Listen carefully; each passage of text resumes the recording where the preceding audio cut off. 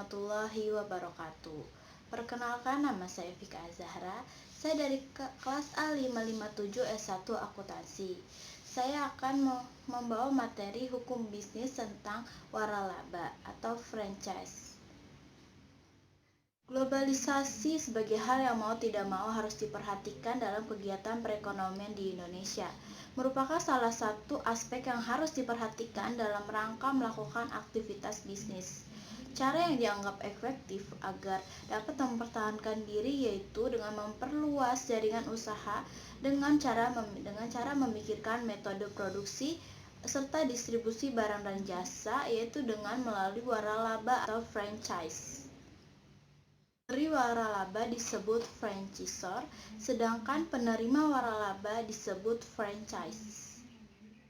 Apa itu waralaba? Waralaba atau franchising adalah sistem pemasaran barang dan jasa atau teknologi yang didasarkan pada kerjasama tertutup dan terus-menerus antara pelaku-pelaku independen, franchisor, dan individual, di mana individual franchise diwajibkan dan diperbolehkan menggunakan nama dagang franchisor atau merek dagang dan tanda jasa. Ada 3 jenis waralaba berdasarkan produk yang ditawarkan. Yang pertama, waralaba produk. Waralaba produk yang menawarkan produk seperti pakaian dan minuman. Contohnya Chat Time dan Miniso. Yang kedua, ada waralaba jasa. Waralaba yang menawarkan jasa seperti laundry, salon, dan spa. Yang ketiga, ada waralaba gabungan, di mana waralaba ini tidak hanya menawarkan produk tetapi juga menawarkan jasa seperti pelayanannya. Contoh, Martha Tilar Salon dan Spa.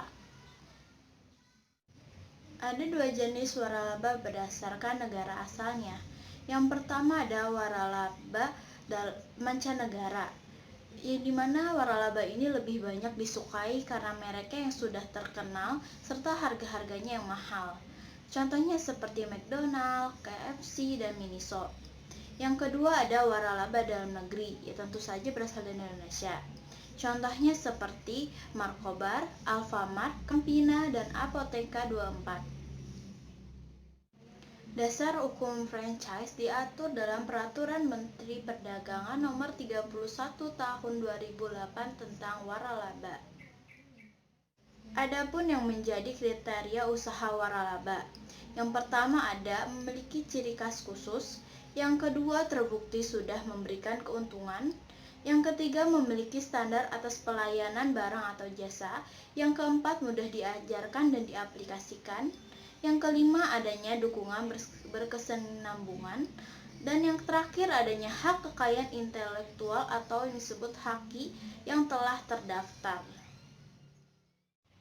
Saya akan memberikan salah satu contoh dari franchise, yaitu franchise Sabana Fried Chicken. Sabana ini merupakan produk lokal. Tentu kalian masih ingat, beberapa waktu lalu Sabana Fried Chicken ini cukup booming karena menghasilkan rasa ayam goreng yang renyah dan tak kalah lezat dengan saingannya yang datang dari luar negeri.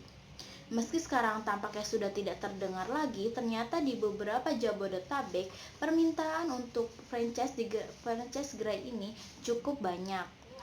Bahkan sekarang Sabana sudah membuka lebih dari 1.700 outlet di seluruh Indonesia. Anda hanya perlu menyiapkan modal sekitar 16,700 juta untuk membuka usaha tersebut. Dan juga, jika Anda memang memiliki passion di bidang kuliner tersebut, menjalani bisnis ini sangatlah menyenangkan. Setiap bulannya saja, omset yang dapat diraih sekitar mencapai 16 juta rupiah. 5 hal yang perlu diperhatikan dalam membuka franchise. Yang pertama, tetap fokus dan tetap berpikiran terbuka. Usaha franchise yang dipilih tidak boleh asal-asalan. Yang kedua, proaktif dalam melakukan pencarian. Setelah menentukan peran yang diinginkan dalam sebuah franchise, kunjungi lokasi franchise yang berbeda dan cari kekurangannya, kemudian pikirkan strategi untuk menutupi kekurangan tersebut. Selanjutnya, carilah di internet untuk mengetahui franchise yang ada di daerah lain yang mungkin cocok dengan daerah Anda. Yang ketiga, pastikan franchisor memiliki pengalaman. Yang keempat, kontak franchise lain. Hanya pengalaman sesama franchise, tapi perhatikan semua faktor baik dan buruknya. Selain itu, pastikan franchise yang dikunjungi tidak hanya satu, semakin banyak semakin baik. Bandingkan hasil yang didapat. Bila ada yang merasa rugi, bisa saja karena servis yang mereka berikan kurang. Berhubungan dengan banyak orang membuat Anda bisa mendapatkan feeling tentang franchise ini secara keseluruhannya. Yang kelima, baca dokumen franchise dengan baik. Hal yang paling utama yang harus diperhatikan adalah biaya yang perlu dikeluarkan. Jika biaya yang dimiliki mencukupi, cek dokumen yang menjabarkan representasi nasib keuangan. Selain itu, pastikan Anda memiliki penasihat keuangan yang dapat membantu melihat tipe keuntungan yang dapat dibuat. Sesudah itu, baca dengan baik pasca pengeluaran penghentian dalam perjanjian. Hal ini berguna sebagai jalan keluar bila Anda merasa tidak cocok dengan franchise yang sudah Anda beli, dan dapat membantu Anda melindungi Anda bila bermaksud untuk keluar dari franchise itu.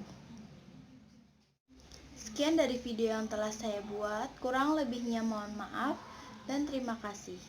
Wassalamualaikum warahmatullahi wabarakatuh.